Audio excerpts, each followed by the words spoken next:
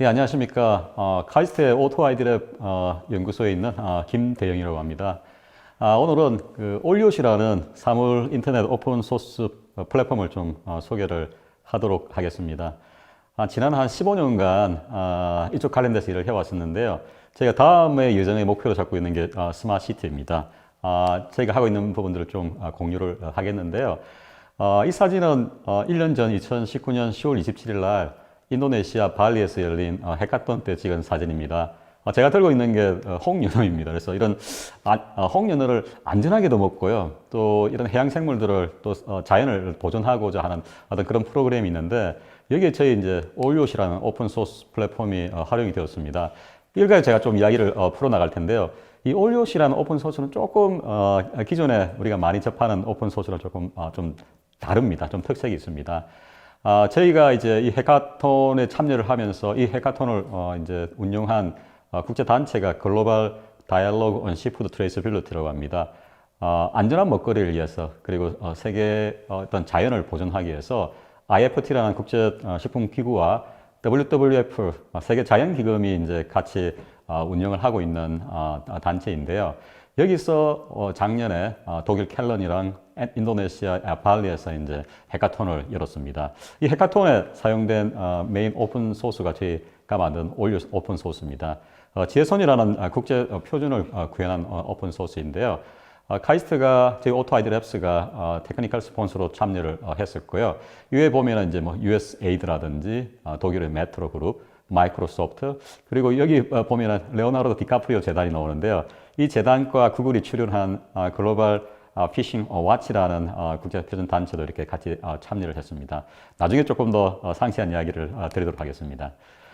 저희 올리오 오픈 소스는요, 2014년도 6월 25일 날 1.0이 오픈이 되었을 거예요. 그리고 메인 리비전을 거쳐서 지금 저희가 쓰고 있는 1.2가 2016년도에 오픈되었습니다. 그래서 한 4년 동안 전 세계 그 103개국 이상에서 14,000이 넘는 국제기구라든지 그리고 기업들, 개인들이 다운로드를 해서 가지고 활용하고 있는 오픈소스입니다. 오른쪽 상단 위에 있는 그림이 저희 오픈소스인데요. 오늘 오픈소스 자체는 좀 소개를 하지 않도록 하겠습니다. 다양한 아주 많은 컴포넌트들로 이루어져 있는데요. 이 오픈소스의 메인이 되는 게 이제 그 지혜손이라는 국제 표준입니다. 저희 카이스트 같은 경우는 오토 아이디 랩스라고요. 20년 전 1999년도에 이제 사물 인터넷 오브 싱즈라는 용어를 맨 처음 소개한 곳이 이제 오토 아이디 랩스입니다. 카이스트, MIT, 그리고 캠브리지, 그다음 이티지 주리, 개요 후단 6개 대학으로 운영이 되고 있는데요. 지혜수원의 국제 사물 인터넷 공동 연구 파트너라고 보시면 됩니다. 이 지혜수원이 아마 많은 분들이 처음 들어보실 텐데요.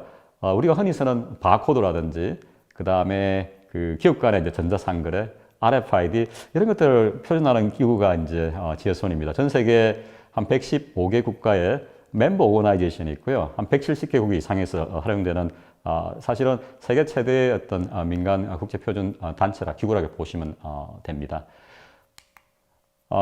지혜손에서 사물 인터넷 하면은 저희 사물이 인터넷에 연결되고 뭐 제어도 하고 센싱도 하고 이렇게 많이 알고 있는데요.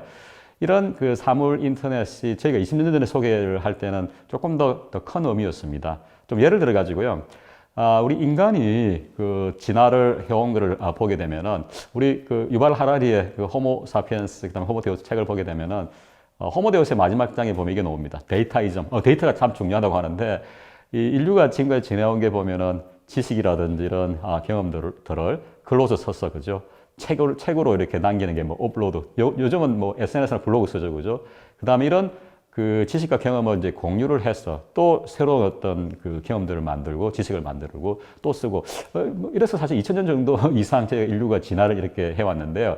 그럼 사물 인터넷은 어떨까요? 마찬가지입니다.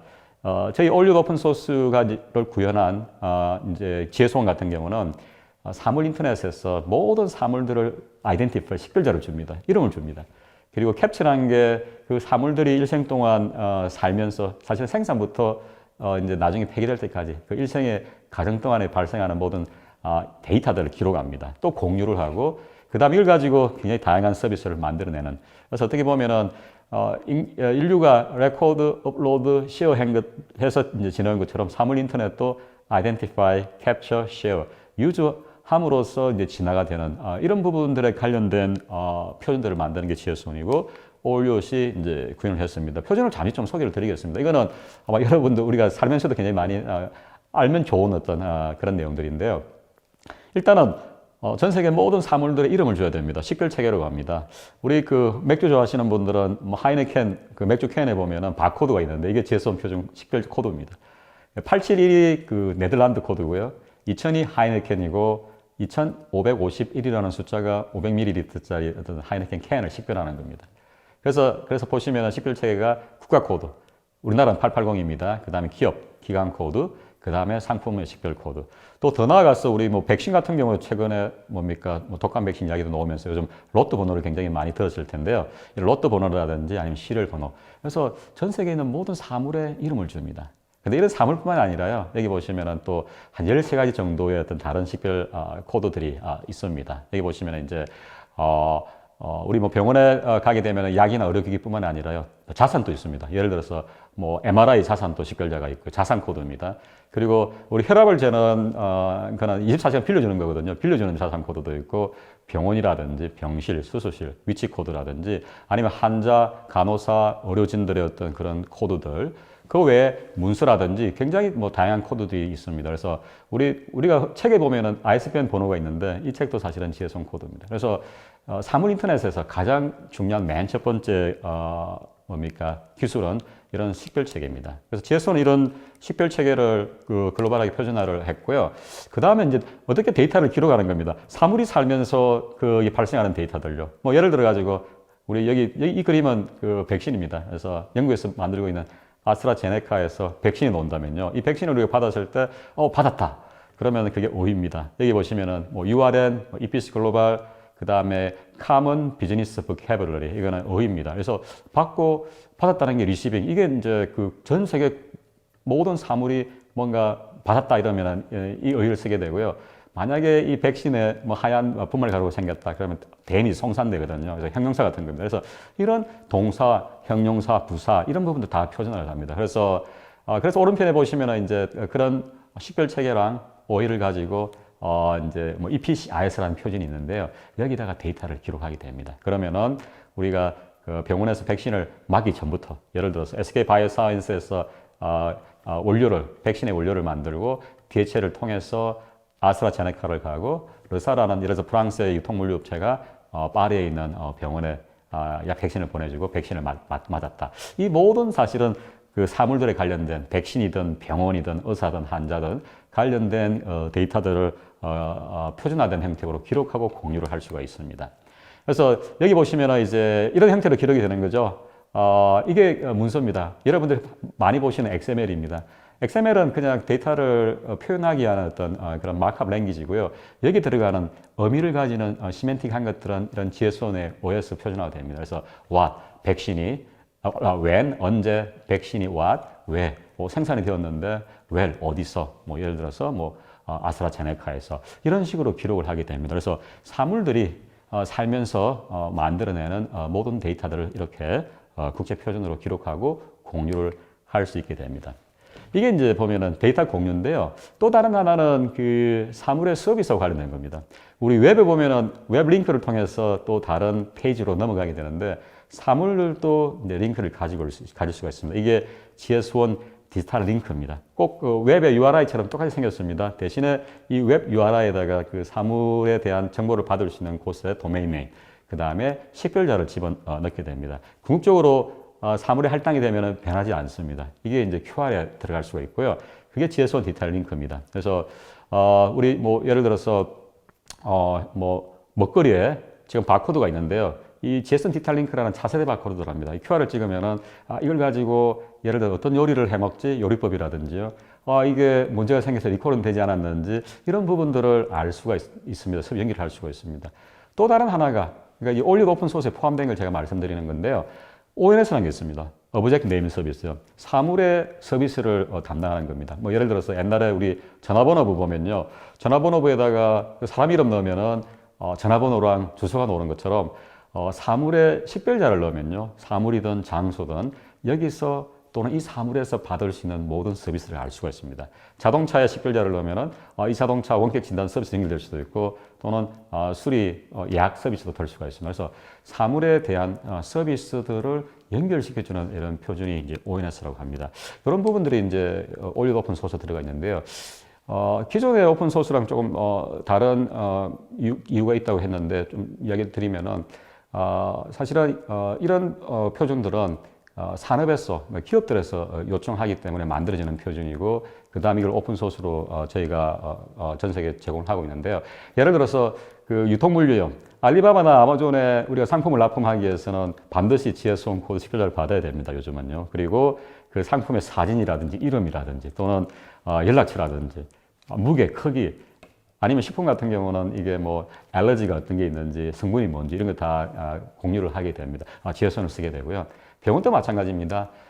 우리가 병원 가면 또는 약국 가면 볼 수 있는 약품이라든지 아니면 의료기기들 그리고 수술실에 여기 보시면은 의료기기 약품뿐만 아니라 환자 그 다음에 의사 간호사 이 방도 코드가 있거든요. 그래서 이 방에서 수술실에서 어떤 일이 발생할까 그 다음에 이 발생하는 것들을 어떻게 기록을 할까 GS1 표준을 활용을 할 수가 있습니다. 그래서 헬스케어 의료 분야에서도 굉장히 그 데이터를 공유하기 위해서 많이 쓰고 있습니다. 그래서 저희 올리드 오픈 소스 같은 경우도 우리 이웃 나라의 가장 큰 병원에서도 저희 걸 쓰고 있다고 알고 있습니다.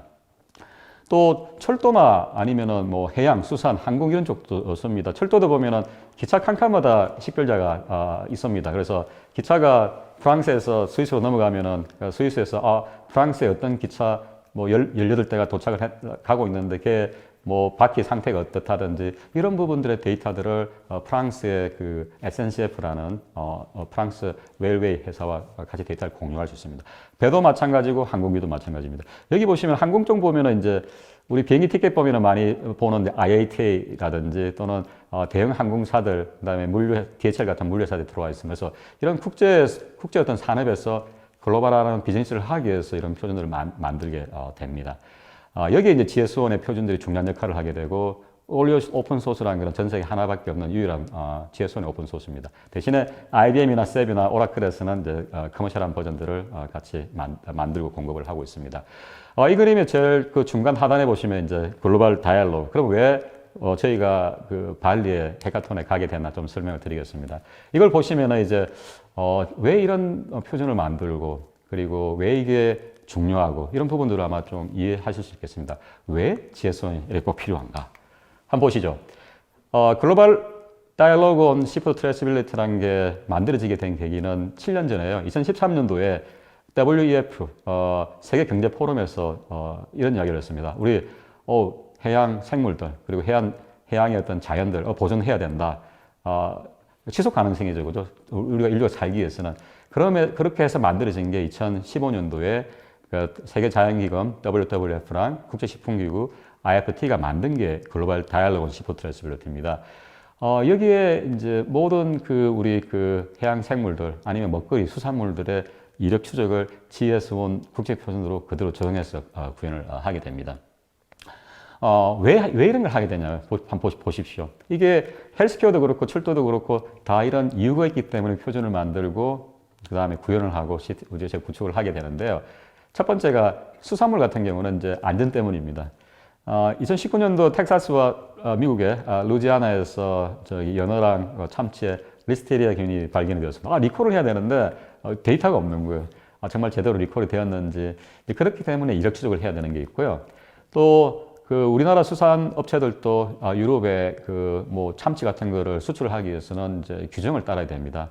유럽에는 IUU 와치가 있습니다. 그래서 일리갈 피싱, 그러니까 불법으로 조업을 한다든지 아니면 보고되지 않는 unreported 또는 레귤레이션에 맞지 않게끔 잡은 이런 수산물들은 수출할 수가 없습니다.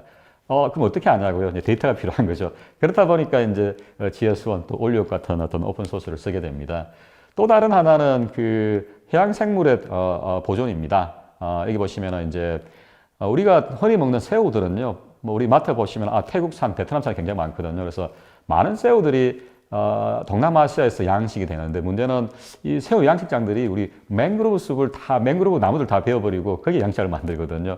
그러니까 이제 문제가 생기는 게 쓰나미라든지 또 일게 되면은 그 섬이 아니면 그 해안선이 초토화되어 버리거든요. 맹그로브 나무가 이제 땅을 잡아주던 그런 걸 못하기 때문에 그렇습니다. 그런 해양생물 보존이라든지 아니면은 우리 MSC, ASC 같은 인증을 받기 위해서는 또 정말 제대로 그다음 합법적으로 우리가 이런 수산물이 준비되었는지 증명을 해야 됩니다. 이렇게 하기 위해서 이제 데이터들이 필요하게 되고요. 최근에 또 보시면은 우리 어업하면서 이웃 나라 가서 이제 해적업도 많이 하고요. 여전히 인신매매가 저기 동남아시아 쪽에는 굉장히 행행한답니다. 그래서 어떤 인신매매를 방지하기 위해서는 내가 먹게 되는 이 수산물이 정말 인신매매를 하는 그런 어떤 수산업체에서 잡은 것인지 이런 부분도 알기 위해서는 이런 이력서들이 또 필요하게 됩니다. 그 외에 사실은 기업들이 메트로와 같은 기업들이 자기네들이 파는 어떤 그런 먹거리들이 안전하다는 것들을 알리기 위해서 이런 걸 하게 됩니다. 그래서 이런 사안들 때문에 이제 기업들, 국제기구들이 모여서 이제 표준을 만들게 되게 그게 지혜선 표준이고요. 그다음 올리브 오픈 소스는 이 표준을 구현했기 때문에 이제 이런 GDST 쪽에 해카톤 같은 데 이제 저희 걸 쓰고 있습니다. 그래서 보시면은 이제 이런 그 시푸드 트레이스빌리티라는 하나만 보더라도 우리가 그 배에서 잡던 아니 양식장에서 알을 까고 이제 새우가 나와가지고요.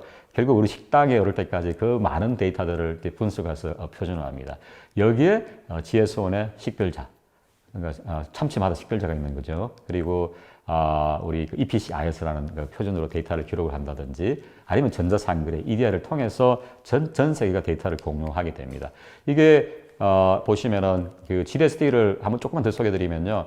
전 세계 한 80% 이상의 레베뉴를 차지하는 수산업체들 그리고 유통 물류업체들이 참여를 합니다. 저희 카이스트 같은 경우는 오토아이드랩스 카이스트는 GDST의 어떤 어드바이저를 그룹으로 같이 참여를 하고 있습니다. 이 GDST에 위키가 있거든요. 이 그 GDS를 구현하기 위해서는 그냥 기업들은 어떻게 해야 되느냐, 우리 아니면은 그 국가는 어떻게 해야 되느냐. 이 위키에 가보시면은 이제 올리브 오픈 소스가 링크가 걸려 있습니다. 그래서 저희가 이 표준을 만들 때도 해카톤에도 그리고 앞으로도 이제 기업들이 기업 솔루션 써도 되고요. 아니면 기업들이 사실은 제 오픈 소스 가지고 커머셜라이즈 상품을 굉장히 많이 만들고 있거든요. 쓸 수가 있게 됩니다. 스마트시티 쪽 잠시 말씀을 드리겠습니다. 그래서 사실은 스마트시티는 여러 서비스의 합이거든요. 헬스케어, 유통, 물류, 교통 굉장히 많은 합인데 그래서 지혜손이 그 스마트시티 데이터를 공유하는 쪽에 굉장히 많이 활용이 될 수 있다는 것을 말씀을 드리고 그 외에도 보시면은 스마트시티의 우리 디지털 트윈 3차 공간을 보시면요. 건물들이 저렇게 보입니다. 오른쪽 위에 보시면 건물들이 있죠. 그죠? 이 건물들의 하나하나 위치 식별자도 필요합니다.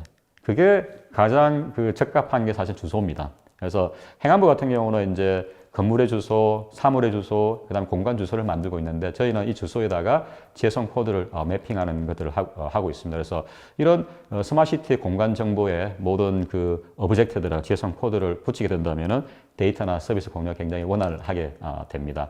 그래서 저희가 이제 했던 게 보시면은 우리 송파구의 석촌호수 가보시면요. 작년 연말에 2.5km 구간에 산책로에다가 그림에서 보이는 그 주소판이 설치가 되어 있는데 저기 QR이 지혜성 국제표준 QR입니다. 주소가 인코딩 들어갔습니다. 그래서 제 QR을 스캔을 해보시면은 이제 구글 맵을 통해서 위치도 알 수 있고요. 페이스북을 통해서 나 이게 잘 방문했다 글도 올릴 수가 있고 유튜브를 통해서 예를 들어서 지금은 여름이지만은 아니면 지금 가을이지만은 봄에 벚꽃이 핀 어떤 그런 동영상도 볼 수가 있습니다. 그래서 사물 위치에다가 다양한 서비스를 붙이는 거라 보시면 됩니다. 그 외에 국토부의 스마트시티 실정 도시라든지 이런 데 활용이 되고 있습니다. 또 하나 이제 저희가 하는 액티비티를 좀 소개해 드리면요. 유럽의 가장 유명한 IoT 플랫폼이 파이웨어입니다. 그래서 파이웨어가 스마트 도시를 만드는 데 하고 있는데 얘네들이 궁극적으로는 GS1에 또 연결이 되어야 되는데 그런 부분들도 저희가 파이웨어랑 유럽의 멤버들이랑 좀 같이 해서 저희가 만든 이제 GS1과 파이웨어 플랫폼이 연동되는 부분들이 파이웨어의 오픈소스로 지난 10월 달에 들어갔습니다. 그리고 저희는 그 오토아이드랩스에 이런 오픈소스도 만들고 외국의 어떤 기업이나 국제기구도 많이 협력을 하지만은 국내에도 이렇게 산하 컨소시엄을 통해서 GS1이 많이 보급되도록 노력을 하고 있습니다.